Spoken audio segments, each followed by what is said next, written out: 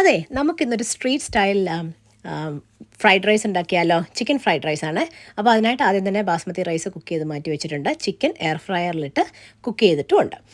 ഇനി ഒരു പാൻ എടുത്ത് അതിലേക്ക് ആവശ്യത്തിന് ബട്ടർ ഇടുക. അതിലേക്ക് ഒരു 4 മുട്ട ഞാനിവിടെ പൊടിച്ച് വെച്ചിട്ടുണ്ട്. ഇനി അത് ഒരു ചെറിയ ഫ്ലെയിമിലിട്ട് കുക്ക് ചെയ്യുക. അധികം കുക്ക് ചെയ്യേണ്ട, നമ്മളൊരു ഹാഫ് കുക്ക് ആയാൽ മതിയായിരിക്കും. അപ്പം നമ്മളുടെ ഗിവ് അവേ ഇവിടെ ലൈവാണ്. അപ്പോൾ ഇപ്രാവശ്യം 2 വിന്നേഴ്സിനാണ് സെലക്ട് ചെയ്യുന്നത്. അപ്പം ഒരു വിന്നറിന് ഒരു പേഴ്സും ഈ ഒരു പെർഫ്യൂം സെറ്റും, ആൻഡ് അടുത്ത വിന്നറിന് ഈ ഒരു വൈറ്റ് പേഴ്സും കാർമസിയുടെ ഒരു റോൾ ഓൺ ഡിയോഡ്രൻറ്റ് സെറ്റുമാണ്.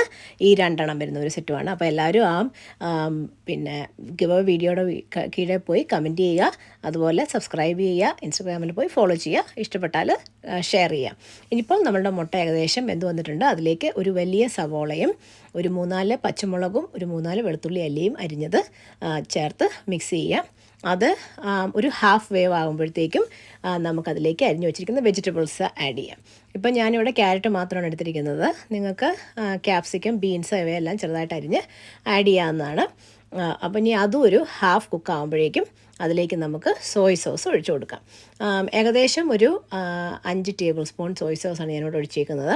അപ്പം നിങ്ങൾക്ക് അതിൻ്റെ ടേസ്റ്റ് കൂടുതൽ ഇഷ്ടമാണെന്നുണ്ടെങ്കിൽ അധികം കുറച്ചും കൂടെ എക്സ്ട്രാ വേണമെങ്കിൽ ഒഴിക്കാം. നിങ്ങളുടെ ടേസ്റ്റിനനുസരിച്ച് അത് നോക്കണം. ഇപ്പം ഉപ്പ് അധികം ആദ്യമേ ഒഴിക്കല്ല, കാരണം ഈ സോയ് സോസിന് ഉപ്പുള്ളത് കൊണ്ട് ആദ്യം സോയ് സോസ് ഇട്ടതിന് ശേഷം നമുക്ക് ഉപ്പ് പിന്നീട് വേണമെങ്കിൽ ചേർക്കാം. ഇനിയും അതൊന്ന് മിക്സായി കഴിയുമ്പോഴേക്കും അതിലേക്ക് വേവിച്ച് വെച്ചിരിക്കുന്ന റൈസ് ആഡ് ചെയ്യുക. മീഡിയം ഫ്ലെയിമിലിട്ട് വേണം റൈസ് ആഡ് ചെയ്യാൻ, അല്ലെങ്കിൽ പെട്ടെന്ന് ചിലപ്പോൾ അടി പിടിച്ചു പോകും.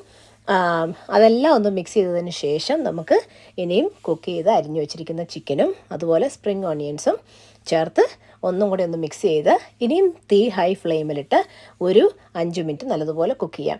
എക്സ്ട്രാ എണ്ണ വേണ്ടിയവർ കാണുന്നുണ്ടെങ്കിൽ കുറച്ചുകൂടെ ബട്ടറോ അല്ലെന്നുണ്ടെങ്കിൽ വെജിറ്റബിൾ ഓയിലോ ചേർക്കാം.